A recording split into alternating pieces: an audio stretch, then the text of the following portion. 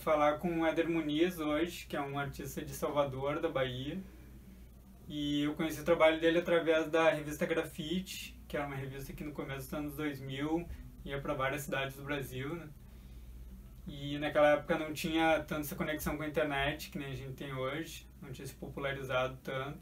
Então tu conhecia os artistas através de livros, revistas ou pessoalmente, né? Depois surge o Fotolog, né, que era mais precário, tu podia postar uma foto só por dia e normalmente as fotos eram com baixa resolução, mas não tinha tanto esse fluxo de informações que a gente tem hoje.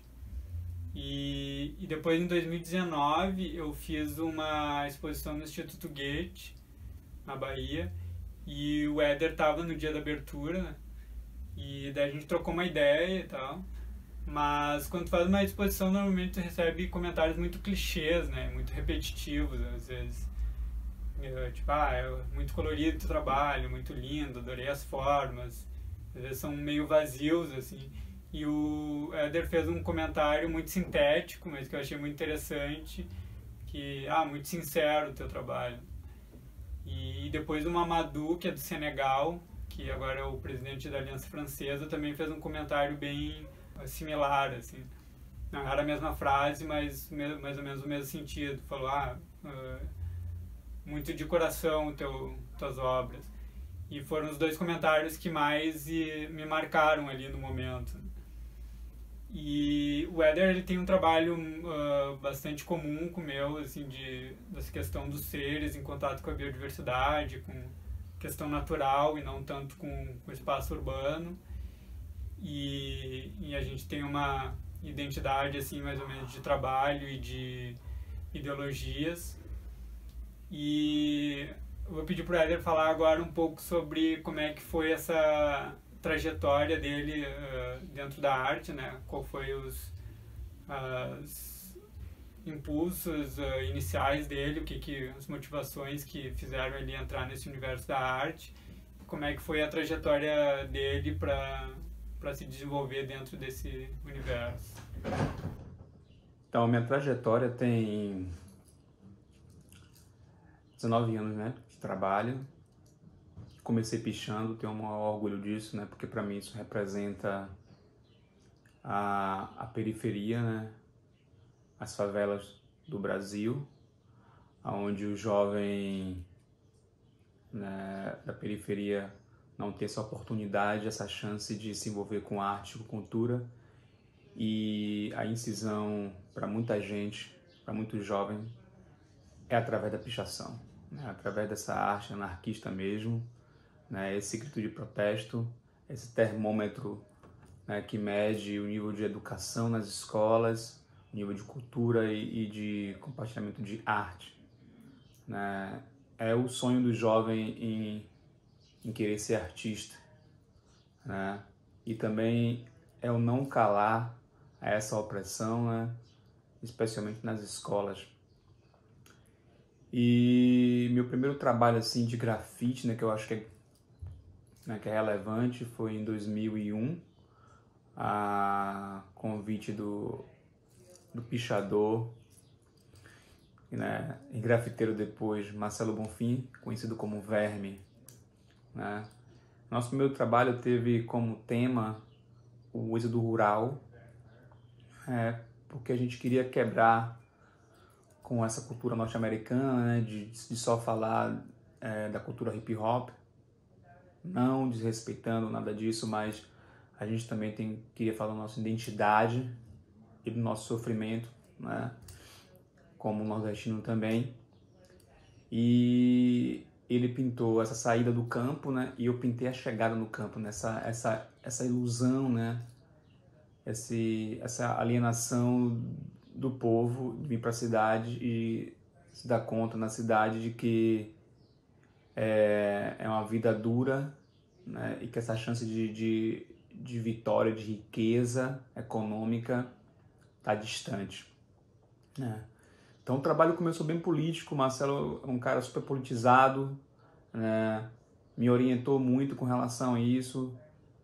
Naquela época também eu já trabalhava Não, já trabalhava com aquarela, mas anos depois vim trabalhar no ateliê do Cícero Matos, né, que é um artista do interior da Bahia, né, Jacobina, onde tecnicamente nunca me ensinou nada, né?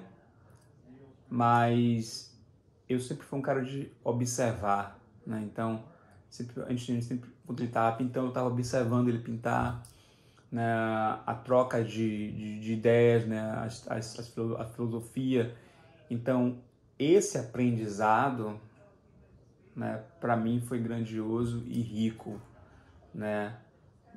E quando eu digo que ele não me ensinou nada tecnicamente, é que ele não teve classes comigo, né? Mas sim naturalmente, no observar a rotina dele, isso me inspirou. E também me deu noção de quanto sacrifício, né, eu teria que fazer para viver do meu trabalho, né? Isso para mim foi claro, né? Ficou bem nítido para mim.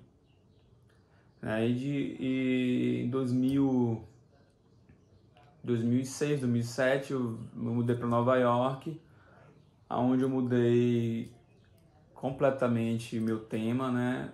Onde saí dessa questão de discutir educação, violência, sexo, né? Drogas na minha comunidade e passei a discutir um tema que para mim é atemporal, né? Que é a questão do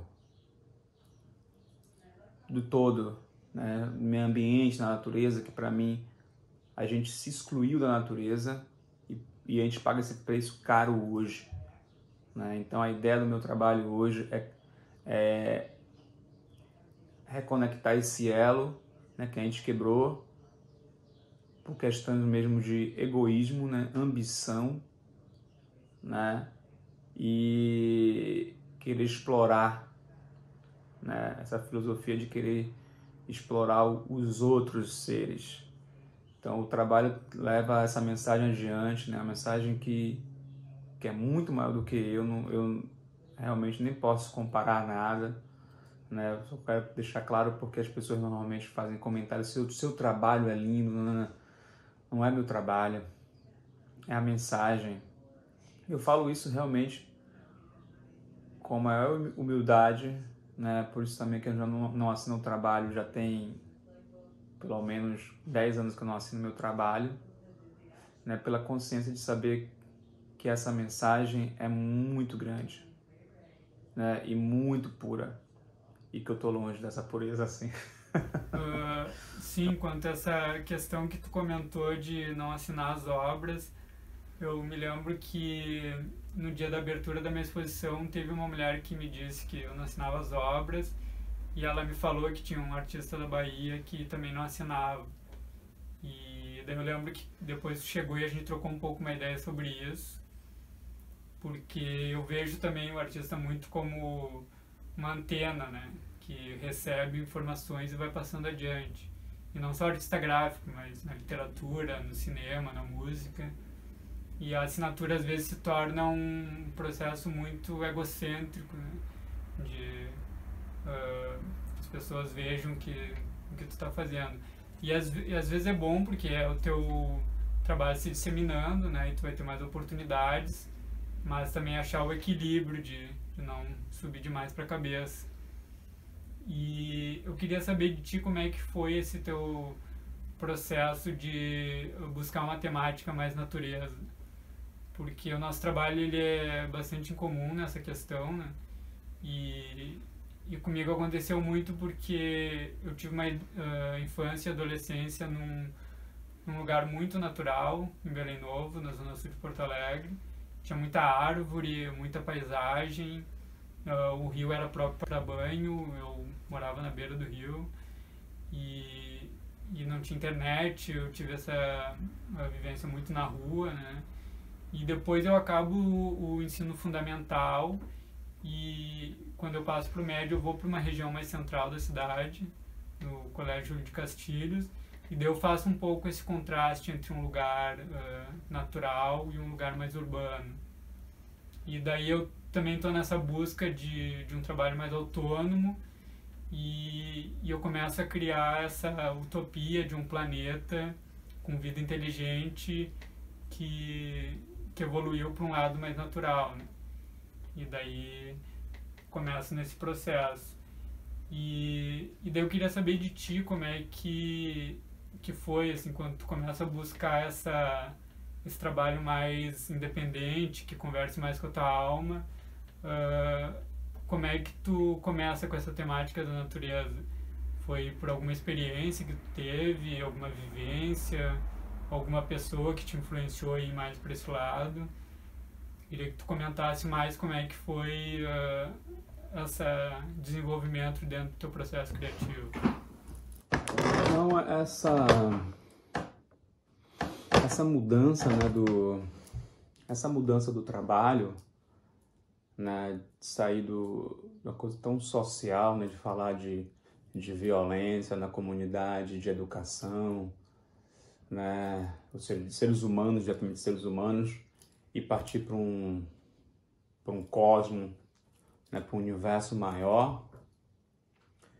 Eu acho que também parte da minha experiência, né, de criança, né, de passar minhas férias no interior, né, da Bahia, onde eu tinha acesso a brincar, né, na natureza, de interagir com outros seres, de ter eles como meus amigos, né, de ter a natureza como meus amigos. Mesmo tendo assim, pessoas em volta, meus primos, né, meus tios, eu sempre fui meio introspectivo, assim, sempre quis criar meu pequeno universo, né, de explorar minhas coisas, de procurar entender, né, as relações, né, dos outros seres. Sempre tive esse olhar e também sempre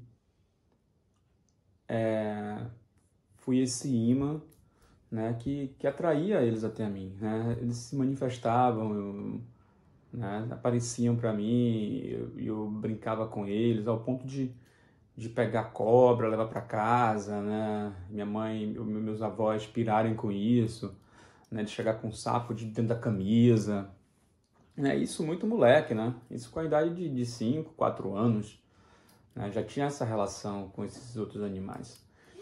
Então, foi muito da minha infância isso, né? E eu acho que é isso que eu trago comigo, essa sensibilidade de trabalhar com arte hoje, foi da sensibilidade de querer entender os outros universos, né?